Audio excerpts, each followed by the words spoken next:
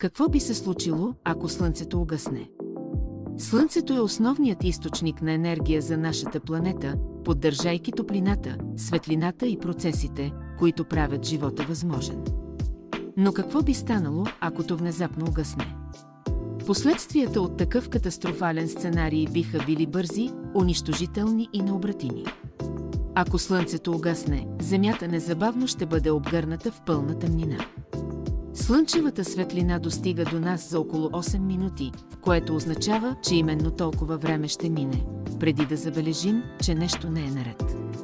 В пълен мрак всички дневни активности ще спрат, а звездите ще станат единственият източник на светлина на нощното небе.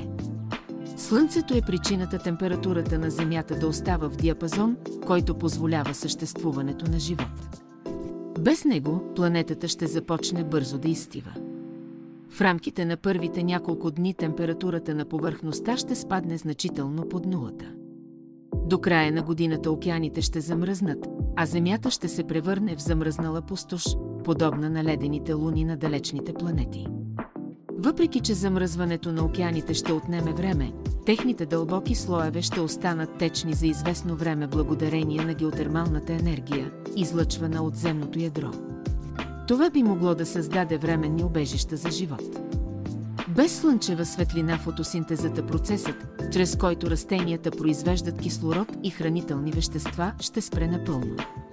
Това ще доведе до колапс на хранителните вериги.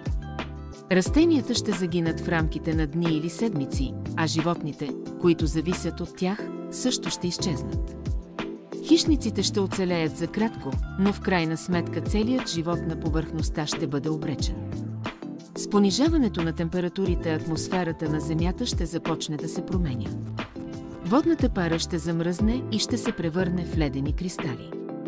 Газовете, които съставляват въздуха, включително кислородът и азотът, също ще започнат да се втвърдяват при свръхниски температури, което ще направи атмосферата неактивна. Вече замръзнала и покрита с тъмнина, Земята ще стане напълно негостоприемна за живота.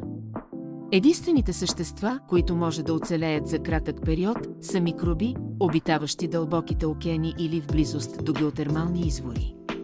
Човечеството, ако оцелее въобще, ще трябва да търси подземни убежища или алтернативни източници на енергия, като ядрена или геотермална.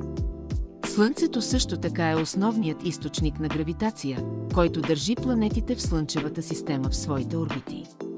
Ако то угасне и загуби маса, Земята и другите планети ще започнат да се движат в прави линии през космоса.